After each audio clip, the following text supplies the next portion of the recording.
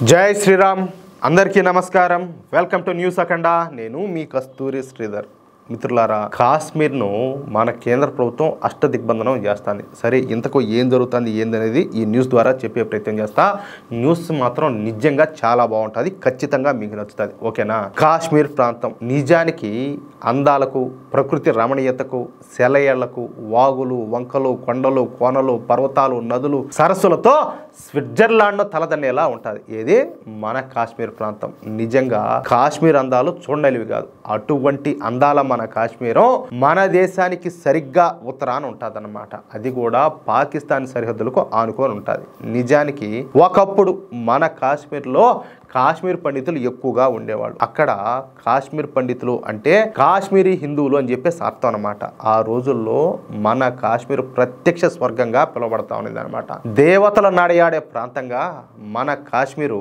పేరెనికి గనింది ఆ రోజుల్లో మన కాశ్మీర్ ప్రాంతం సిరి సంపదలతో తొలుతూగుతూ ఉండేది అనేక చారిత్రాత్మకమైనటువంటి ప్రదేశాలకు మన కాశ్మీర్ ప్రాంతం నిలవై ఉండేదన్నమాట అయితే మన కర్మగాలి మన దరిద్రం కొద్దీ మన దౌర్భాగ్యం కొద్దీ మనలో ఐకమత్యం లేకపోవడం వల్ల 1570వ సంవత్సరం నుంచి మన కాశ్మీర్లోకి తురకలు అడుగు పెట్టడం ప్రారంభించారు ఇక అప్పటి నుంచి కాశ్మీర్లో వాళ్ళ సంఖ్య క్రమేపీ వేగంగా పెరుగుతూ వచ్చింది 1947లో మనకు స్వాతంత్రం వచ్చే సమయానికి ఈ కాశ్మీర్లో తురకల జనాభా 60% చేరుకుంటే హిందువుల జనాభా కేవలం 40% పరిమితం అయిపోయింది దీంతో స్వాతంత్ర్యం వచ్చినప్పటి నుంచి కాశ్మీర్లో ముస్లింల డామినేషన్ పెరిగిపోయింది అనమాట ఇకపోతే 1980 సంవత్సరంలో పాకిస్తాన్ మన కాశ్మీర్లోకి తీవ్రవాదాన్ని ఎగుమతి చేయడం ప్రారంభించింది కాశ్మీర్ ముస్లింలో ఉన్నటువంటి మత పిచ్చిని ఉపయోగించుకుని హిందువులను టార్గెట్ చేయడం మొదలుపెట్టారు ఫలితంగా అదే సంవత్సరం కాశ్మీర్లోని ఈ జిహాదీ ముండా కొడుకులంతా కూడా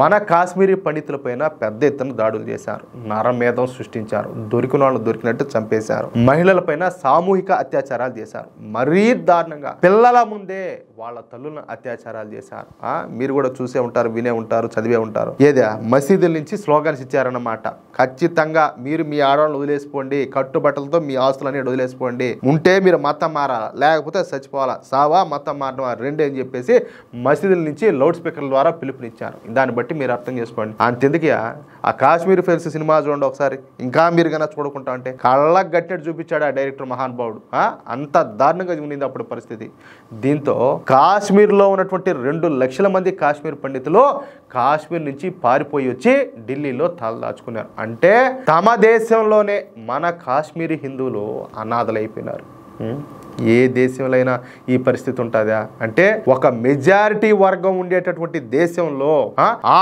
దేశంలోనే వాళ్ళు అనాథలుగా బతికే పరిస్థితి ఎక్కడైనా ప్రపంచంలో ఉంటుందంటే ఇక కాశ్మీరీ పండితులంతా ఈ కాశ్మీర్లో వదిలిపెట్టి రావడంతో కాశ్మీర్ పూర్తిగా ముస్లింలు వశమైపోయింది దానికి తోడు వాళ్ళ మత పిచ్చి కారణంగా అలాగే పాకిస్తాన్ తీవ్రవాద కారణంగా కాశ్మీర్ సర్వనాశనం అయిపోయింది ఇక అప్పటి నుంచి కాశ్మీర్లో ఉన్నటువంటి ప్రభుత్వ ఉద్యోగులు పోలీసులు పూర్తిగా పాకిస్తాన్ తీవ్రవాదులకు సహాయ సహకారాలు అందిస్తా ఉన్నారు అంటే ఈ మతపిచ్చి ముండా కొడుకులు కోవట్లుగా పనిచేసేవాళ్ళు అనమాట ఎవరికి పాకిస్తాన్ తీవ్రవాదులకు మన భారత సైన్యానికి వ్యతిరేకంగా తీవ్రవాద కార్యకలాపాల్లో పాల్పంచుకునేవాళ్ళు అనమాట అయితే 2019లో మన మోడీ ప్రభుత్వం ఆర్టికల్ 370ని ఎత్తివేయడంతో ఇక కాశ్మీర్లోని పాకిస్తాన్ తీవ్రవాదులకు అలాగే ఈ తీవ్రవాదులకు సపోర్ట్గా ఉన్నటువంటి కాశ్మీర్లో ఉన్నటువంటి ప్రభుత్వ ఉద్యోగులకు గడ్డు కాలం అయితే ఎదురైంది ఇక మన కేంద్ర ప్రభుత్వం ఈ పోలీసు శాఖను పూర్తిగా తమ ఆధీనంలోకి తీసుకొని కాశ్మీర్లో ఉన్నటువంటి పోలీసు వ్యవస్థను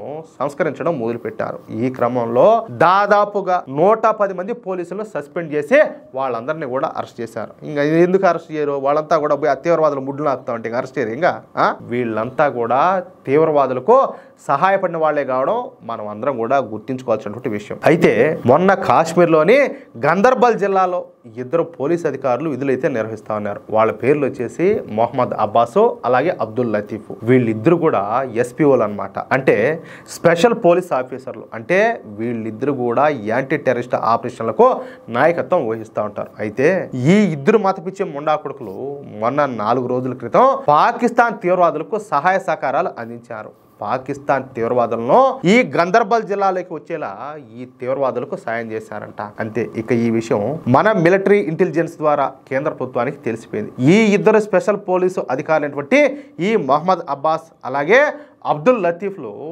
తీవ్రవాదులను ఈ గందర్బల్ జిల్లాలోకి రప్పించేందుకు సహాయం చేయడమే కాకుండా వాళ్లకు నిధులను అలాగే ఆయుధాలను కూడా సమకూర్చినట్టు కేంద్ర ప్రభుత్వానికి తెలిసిపోయింది. చూడండి. అంతే. ఇక వెంటనే మన మోడీ ప్రభుత్వం ఈ ఇద్దరు జిహాదీగాళ్ళైనటువంటి మహమ్మద్ అబ్బాసు అలాగే ఈ మహమ్మద్ లతీఫ్లను సస్పెండ్ చేసి వాళ్ళపైన ఈ దేశద్రోహం కేసులు పెట్టి అరెస్ట్ చేసింది. ప్రస్తుతం మన భారతీయ ఆర్మీ వీళ్ళిద్దరిని కూడా ఉతికి ఆరేస్తా ఉన్నట్టు తెలుస్తుంది. ఇక వీళ్ళ సహాయంతో పాకిస్తాన్ తీవ్రవాదులు ఈ గందర్బల్ జిల్లాలోకి ప్రవేశించినారు కదా. అందుకే 17 బెటాలియన్ల కేంద్ర బలగాలను దింపి కాశ్మీర్లోని ఈ గందర్బల్ ప్రాంతం మొత్తం కూడా ఈ సెర్చ్ ఆపరేషన్లు చేస్తారు. చూడండి ఇద్దరు చేసిన తప్పు ఎంతగా దారితీసిందో. ఈ జిల్లాలో జిహాదీలు ఎక్కువగా ఉండేటటువంటి 59 లొకేషన్లో ఒకేసారి సెర్చ్ ఆపరేషన్లు అయితే మొదలుపెట్టారు. ఈ క్రమంలో ఈ తీవ్రవాదులకు సపోర్ట్ చేసేటటువంటి చాలా మంది గ్రౌండ్ వర్కర్లు కూడా దొరికినట్టు తెలుస్తుంది. ఇక ఈ తీవ్రవాదుల కోసం వేట అయితే కొనసాగుతూనే ఉండాలి. కనీసం 5 మంది తీవ్రవాదులు ఈ గందర్బల్ జిల్లాలోకి ప్రవేశించినట్టు వార్తలు అయితే వస్తున్నాయి. వాళ్ళు ఈ రోజో లేకపోతే రేపో ఈ ఎన్కౌంటర్ అయ్యే అవకాశాలు పుష్కలంగా ఉన్నాయి. ఖచ్చితంగా ఈ ఎన్కౌంటర్ అయి తీరుతారు కూడా. అర్థమవుతుందా? ఇక వీళ్లకు సహకరిస్తున్నటువంటి మిగిలిన జిహాదీలను కూడా ఎన్కౌంటర్ చేసే అవకాశం అయితే ఉండాలి. మొత్తంగా ప్రస్తుతం కాశ్మీర్ను మన భారతీయ సైన్యం అష్టదిగ్బంధనం చేసింది. అనుమానం వచ్చిన ప్రతి ఒక్క జిహాదీ గాడిని కూడా కుమ్మిపారు దొబ్బుతున్నారు. అది విషయం. ఇక్కడ చూడండి, నేను ఇంతకుముందు ఒక న్యూస్ లో చెప్పిన ఒక ఎంబీబీఎస్ చదివినటువంటి ఒక డాక్టర్, ఎవరు వాడి పేరు వచ్చేసి అహ్మద్ మొహియుద్దీన్ సయీద్. వాడు ఫారిన్ పోయి ఎంబీబీఎస్ చేసి వచ్చి ఇక్కడ ఒక ప్రత్యేకమైనటువంటి ఒక విషయాన్ని తయారు చేసినాడు. ఏది మన హిందువులను చంపడానికి. ఇక్కడ డాక్టరా పోలీసులా ఎవరు అనేది పక్కన పెడితే వీళ్ళు ఏంటంటే జిహాదీగాళ్ళు అనమాట. వాళ్ళకి ఆ మత పిచ్చి అనేది ఉంటే వాడు ఏమి చదివినా, ఓడు ఏ ఉద్యోగం వెలగొడతా ఉన్నా, ఓడు ఏ స్థాయిలో ఉన్నా, ఓడు ముఖ్యమంత్రి కావచ్చు, ఓడు నాయకుడు కావచ్చు, ఓడు ఎవడైనా కావచ్చు, వాడి బుద్ధి అయితే కుక్కతాకు వంకర అన్నట్టు అది తప్పనే తప్పదు. అది పక్కకే పోదు. ఖచ్చితంగా వాళ్ళ దృష్టి అంతా కూడా హిందువులను నాశనం చేసేదానికి, ఈ దేశాన్ని స్వాధీనం చేసుకోవాలనే ఉంటుంది. మన జాగ్రత్తలో మనం ఉండకపోతే మన బతుకులు ఇంకంతే. అది విషయం. మిత్రులారా, ఈ న్యూస్ కనుక మీకు నచ్చినట్లయితే ఖచ్చితంగా ఈ న్యూస్ నలుగురికి షేర్ చేయండి. అలాగే ప్రతి ఒక్కరు కూడా మీ యొక్క అమూల్యమైనటువంటి అభిప్రాయాలను కామెంట్ రూపంలో తెలియజేయండి. ఇంకో విషయం ఏంటంటే, ఇంతవరకు మీరు గనక మన ఛానల్ను సబ్స్క్రైబ్ చేసుకున్నట్లయితే ప్రతి ఒక్కరు కూడా మన ఛానల్ను సబ్స్క్రైబ్ చేసుకోండి, సపోర్ట్ చేయండి ప్లీజ్. జై శ్రీరామ్, జై హింద్.